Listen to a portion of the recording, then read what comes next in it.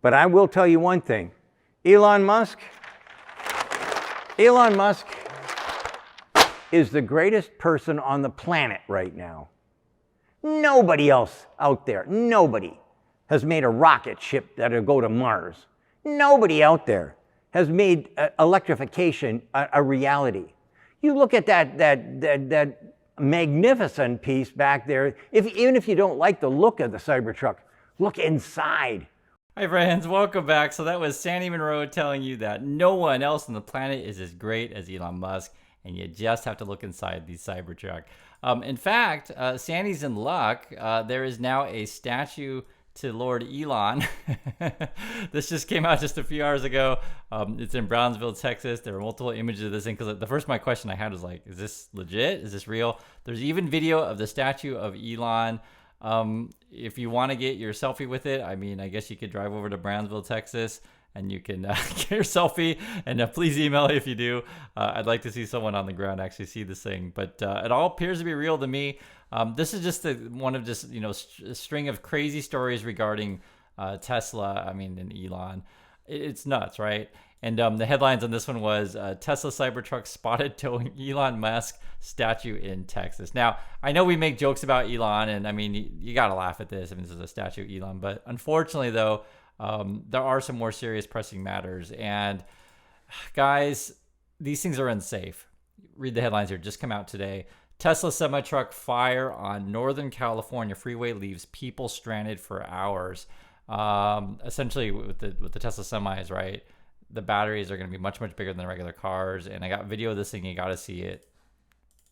Fire crews that are on the ground with full breathing apparatus on. Now, keep in mind, this big rig went off the freeway this morning at 3:13 a.m., and you can see those batteries continuing to burn. This was initially reported as a Tesla electric big rig that went off the freeway, and crews at this point just allowing those batteries to continue to burn. You can see they're putting water on it and keeping that fire from extending any further into the forest, and that was a concern when they first got to. So you can see what they had to do, because it's a real bad chemicals, the air is toxic. They actually have to rotate firefighters because they can't be too close to the thing. And it takes them a long time to put this thing out. The other problem is they're kind of in the middle of, nowhere, in the middle of the highway. And so there's no fire hydrants there. So they got to bring in water. Let me show you guys this. It is a just absolute mess. I believe I saw what looked to be a portable reservoir that they had set up on the freeway. There's no hydrants up in the area here, so where the line is coming from the fire trucks a little bit further up the freeway. Yeah, it looks like on the top side of your screen you see that yellow reservoir there. That is so the water tenders can come in, dump their load of water into that, and then go get more water as they continue to pump that onto the scene there with no hydrants, because again, this has been an extended fire. They have been there since 3 o'clock this morning, and that continues to burn with no estimated time of when they'll be able to reopen the freeway. So again, this was for hours, and this stuff's unsafe. Not only do you have this crazy cult that defends Elon, I promise you none of the Tesla stock pumpers will mention this kind of stuff, but this is real. People's lives are at stake. You're also disrupting people's lives, even if, for example, and no one's hurt, just for example, the freeways, cut off. They interviewed a lot of people like, hey, I'm trying to go to work. Hey, I'm trying to get out of town, this kind of stuff, and they're stuck. This also comes a time when, Trump is like, hey, if I become president, Elon, you can be in my cabinet. I love you, buddy. Elon's like, hey, I'm willing to serve. We're going to do DOGE, Department of Government Efficiency. And you put all this stuff together, guys, it is a real problem, right? You have this sort of cultist atmosphere, cultist followers, and, people do lose money over this kind of stuff. You think, it's all fun and games, but you're also talking about, people's lives, people's property. I showed this one just a prior video, but I just want to show it again. One of their stock promoters is like, I'd like to hear from anyone that has lost money from betting on Elon long term. Anyone? So I didn't think you'd find anyone. And right away, someone's like, hey, I'm down 40%, right? Because this is real. If you bought Tesla at the top, you've lost half your money. This person's lucky. They only lost 40%, but they're still losing. And, moreover, like the sort of like stock promoter people, the Elon worshipers, they just defend this stuff like nuts. So this is the Farzad dude just a few hours ago. He's like, Tesla faces more societal risk from FSD and humanoid robots than technical challenges. Political parties and the media will weaponize these technologies, blaming them for job losses and targeting Elon Musk as the driving force behind them, right? So that's Farzad basically saying that you're going to have all these society challenges, and why don't they just believe in Lord Elon, right? This is the kind of stuff we have to deal with. It's so ludicrous. And, I point these things out because I feel like this kind of social media driven world is people can choose if they want, put their head in the sand. But I try to guys show you as much as I can. We have a semi-fire. We have this crazy statue thing. Who knows what that's all about? I probably don't want to know, to be honest. And then we have this. So Elon Musk has been promising you, robots. I think he's saying, hey, we're going to start selling these things. It's like, okay.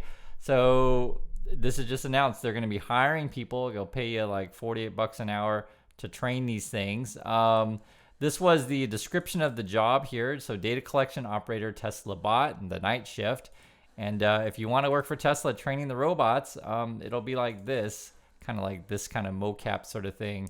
Let me read some more description here. It says, Tesla is looking for highly motivated and adaptive individuals to support Tesla's data collection team. The primary objectives of this role are to collect data, assist with engineering requests, and report equipment feedback. Successful candidate for this position must be able to make data-driven decisions and be comfortable working in a dynamic and fast-paced work environment. We're looking for someone with enthusiasm for the field of robotics and a strong desire to contribute to the development of the Tesla bot. I guess if you do this thing, you'll be working from 8 a.m. to 4:30, possibly. But they're saying night shift, though. So that might be 4 p.m. to 12:30 or 12 a.m. to 8:30 because the description, I think it did say night shift. Yeah, night shift there. So, that's all. It's probably going to be probably like 4 to whatever. The other thing that's really quite interesting is they'll say what you do. So you're going to wear a mocap suit, right? Motion cap suit, virtual reality headset. You'll provide feedback. You're recording all these things. You got to communicate with leadership. This also says, too, there's physical requirements. It's kind of interesting. You must be able to walk 7+ hours a day while carrying up to 30 pounds. So that's that's actually quite a bit of work. Height between 5'7" to 5'11". So you can't be too short, but you can't be too tall. So essentially, I think they need someone that's kind of about the same size as the robot. And you got to be able to wear your mocap suit. You can't get sick at the VR is what it says here. Perfectly frank, guys, the VR headsets make me sick, so I probably couldn't do this job. Plus, I think I'm a little bit too tall. Also, it says continuous hand-eye coordination, fine manipulation. You must be able to stand, sit, walk, stoop, bend, reach, crouch, and twist throughout the day. And you got to travel 25% of the time, I guess. And if you do VR, that is a plus. There might be a weekend and overtime when needed. This is actually an idea of kind of what it might look like. So this is someone that was doing this stuff before. So you can train in the robot and then, you pick up object, put it down, whatever, carry robots, carry your stuff around, and then the robot will, learn that way. Whether or not this is true, quote, AI, I'll let you guys be the judge of that. But that's sort of how they're training this thing. So that's the job. It's $48. No, well, they said 48 an hour, but I looked at it and there was a range. I think it's probably more like 30 to 40 something. But yeah, it's like that. The thing I want to show you guys though is that, when we talk about this kind of stuff, they're really far behind. This was someone was saying, it's kind of interesting. There's a quote here. It says, the amount of data, and this is just someone's opinion, the amount of data collection you'd need would easily be $500 million, right? Just in order to get this thing to work. And the real question is, even if you do that, do you succeed? Because there is no guarantee. I think personally this is a pipe dream for Tesla. I understand the Tesla bulls and the Tesla, fanboys and fangirls think this stuff's awesome. But I want to show you some competition. So this is another one. I think this one's called like Figma or Figure, something like that. It's just another robot company. And they put this out 2 weeks ago, actually.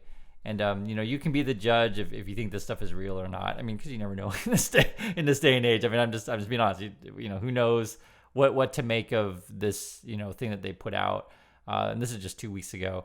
But it's an interesting design. The overall question is, do we even need these humanoid robots at all? Even if Tesla were to get theirs to work, it appears to be behind others. And also, too, it takes a heavy investment. So the argument that this other company, this is not Tesla, this other company is making is like, hey, we could put them together and we can work in like a BMW, that kind of thing. It's called Figure. I think though still that Boston Dynamics is probably the company to beat. Now, we're talking about Tesla. If they are, indeed turning into a robot company, it's like starting from scratch, and you're starting in the field with there's competition well ahead of you. This, for example, is actually going to mute this sound here. This, for example, is the Boston Dynamics' newest design, right? And you guys all remember how this thing turned around. They haven't shown any more demos of this thing, but I think it's clearly ahead of the Tesla where we are now, and it looks pretty real to me. But again, I'll let you guys be the judge of that, because you never know in this day and age how this stuff is. This is also Boston Dynamics. They have this other, and you can see from the video, like this thing can move around heavy objects. It moves much quicker and is really years, maybe even decades ahead of the Optimus. The Tesla fanboys and fangirls will just say, "Oh no, but Elon Musk is awesome, and he's gonna like be the best robot maker in the whole world." Maybe, guys, maybe. So I want to get your thoughts. What do you think? Tesla's profits are down 45%. Can they come back? Can they say, hey, you know what? Cars aren't the future. It's actually going to be robots. Robots is where we're going to make our money, right? So they're hiring people. The Tesla fanboys and fangirls are excited about the new robot program for the Optimus. And, the thing is, guys, I just made a video yesterday. We also made one about a month or so ago looking at some of the competition coming. We looked at the Kia EV3. If you haven't seen my video, please check it out.